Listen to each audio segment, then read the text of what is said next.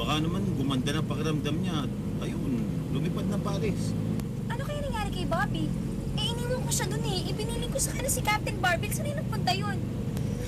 Baka naman nagutom lang yun. Baka nga rin. Kit, wag mo nang problemahin si Captain Barbell. Superhero nga yun eh. Alam na niyang alagaan ang sarili niya. Tay? Ano na naman? Tay, pwede ba tayo dumaan sa Dagikilateng? Oh, gabi na, baka tulog na yun. Sige na, Tay. Gusto ko lang siguraduhin na ligtas siya. Kasi pagkatapos ng play, hindi ko na siya nakita ulit eh. Sabi niya, wala na raw siyang gusto Ginting. Tay naman eh. Oh, sige, naniniwala na ako. Sige.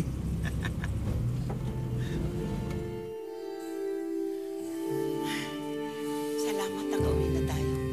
Ligtas na si Teng. Lola, magpapaalam lang po sana ako. Kasi baka hinahanap na rin po ako ng mga magulang ko eh. Bobby, maraming salamat sa tulong mo.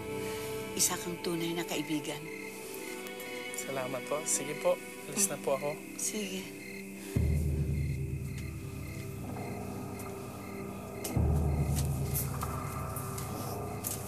Bobby! Bobby! Si Teng, Bobby! Teng?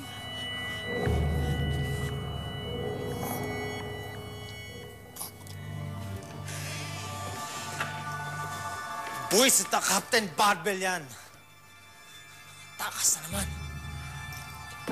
Nakakainis na nga eh. Parating niya na lang tayo naiisan. Hindi na ako papayag na maulit na to. Sa susunod na pagkikita natin, paghahandaan ko siya. At sisiguraduhin ko na hindi na siya makakatakas ulit. Para yatang ang iinit ng ulo nyo. Hindi namin nahuli si Captain Barbell. Hindi nyo nga siya nakuha. Nakuha ko naman yung kailangan ko sa kanya. Ano yun? Dugo niya.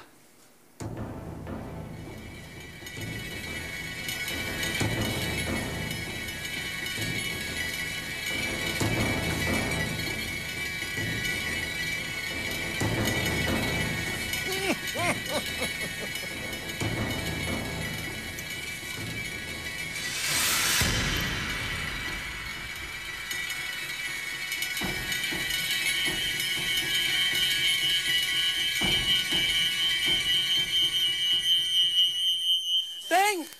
Teng? Lola, ano nangyayari sa kanya? Hindi ko alam. Anong gagawin natin? Ewan ko.